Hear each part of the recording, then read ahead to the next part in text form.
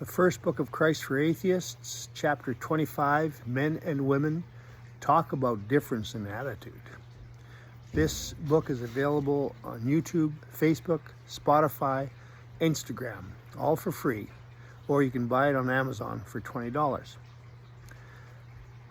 I'm about to talk to you about the difference in attitudes on a gender basis. I could call it putting your foot in your mouth, as my arguments will never be accepted by the love of my life. A friend of mine shared a confession he made, which years later struck a nerve when others decide what is wrong and what is right for you. Bless me, Father, for I have sinned. It has been 2 months since my last confession. Forgive me, Father, but I copped the feel for my girlfriend when she was intoxicated. Was she in any condition to know what was going on? No, Father. Given she is your girlfriend, and you have an emotional as well as a physical connection with her, your penance will be 3 Our Fathers, 2 Hail Marys. Now that was reasonable penance, but would it be the same and if there was such a thing as a woman priest? Years later, a friend of mine had to put his wife into a nursing home as an Alzheimer's patient. As she went in and out of awareness, he would have good conversations with her, and other times she would be blank.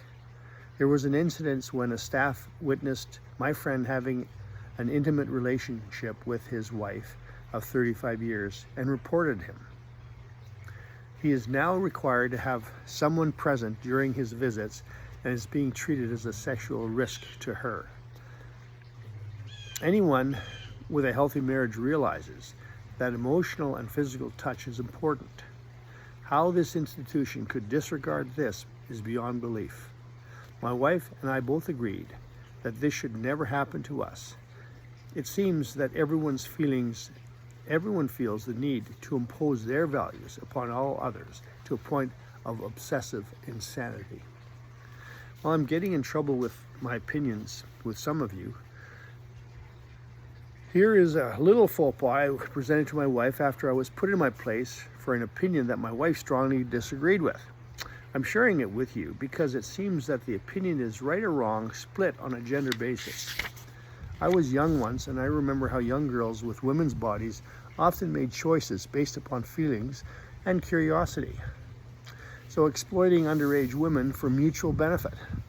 This morning, you and I had a argument, which put me in a spot where I should express my thoughts and cause friction or refrain from saying things that might cause a discussion to continue. No, argument to continue until silence was the result.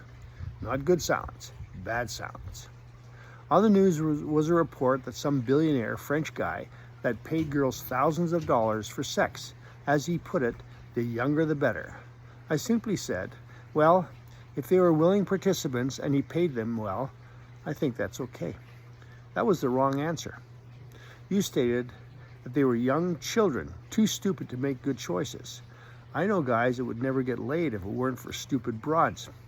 This is where the foot went into the mouth when I said that the government puts an arbitrary number as to when a person is an adult. In disbelief, you said, I can't believe that you think that way. Here's my thought, as yet untold. But since this is my confession, I will divulge it. When the French were colonizing, they ran out of women. The indigenous were available and many married, but the smart ones remained hunter-gatherers rather than be hitched to a plow to clear land for a demanding and sometimes ruthless husband from across the ocean, who needed a wife for procreation and to help with the heavy work of clearing the land. These so-called children of the king were as young as 12, and most were orphans. Today, our ancestors of these French girls still living on the land as their great-great-grandparents did. So what's the problem?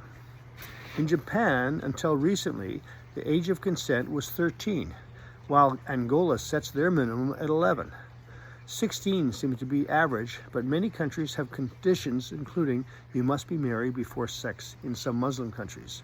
We know that the earlier a woman has sexual relations, she is more likely at risk to develop cervical cancer.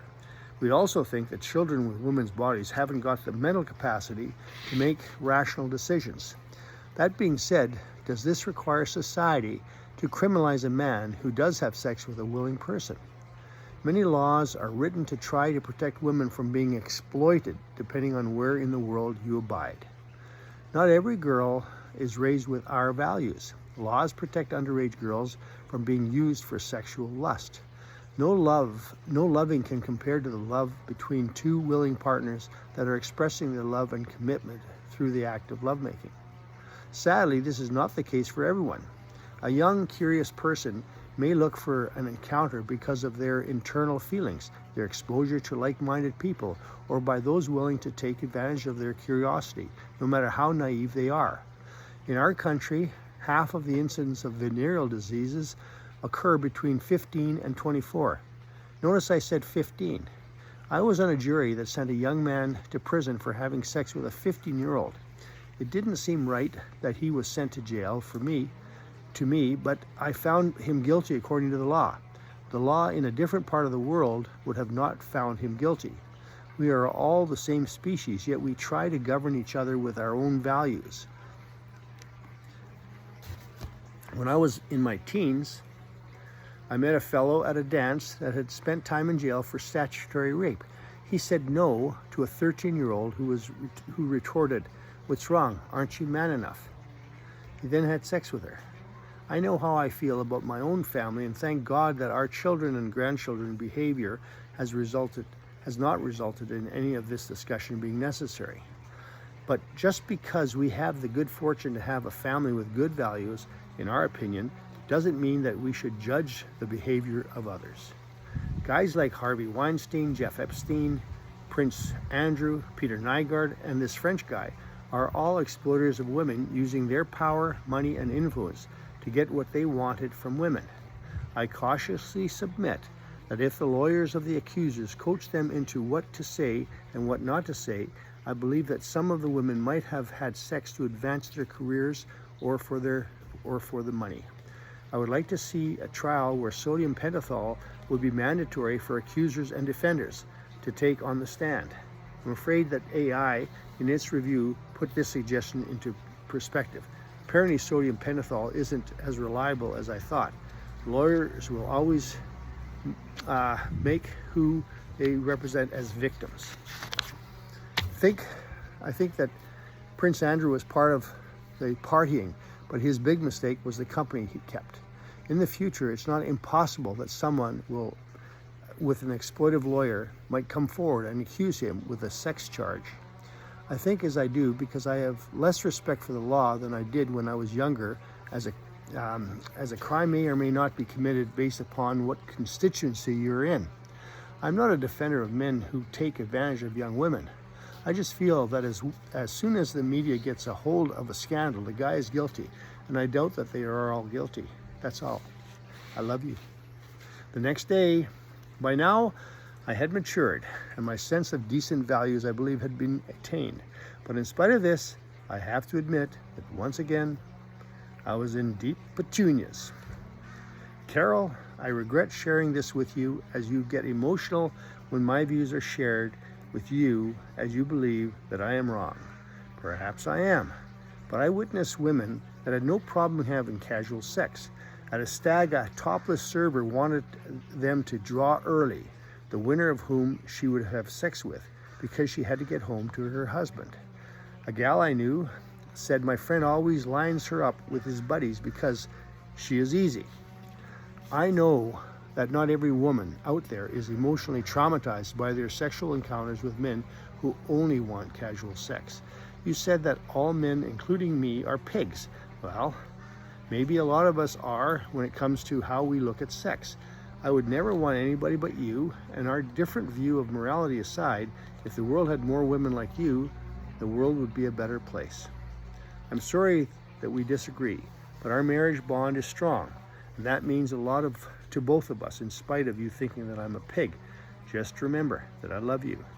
Oink, oink. I have a friend who's a psychiatrist, and when I told him what I had told my wife, he had a belly laugh like I've never seen him laugh before. I realized that what he was laughing at was how I could be so stupid to bring this argument forth to my wife. Bless me, Father, for I have sinned. My views on the treatment of women vary by circumstance, and I view some women with less regard and respect than others. I ask for forgiveness in not looking at all women with the same love and respect as I offer towards my family and friends. You are forgiven, my son. For penance, 10 Hail Marys and a contribution to your local women's shelter.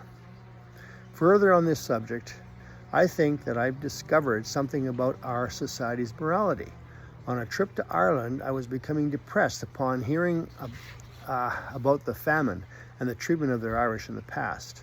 I bought a book about the life of Oscar Wilde to lighten my thoughts, as I believed him to be a great writer with a humorous side.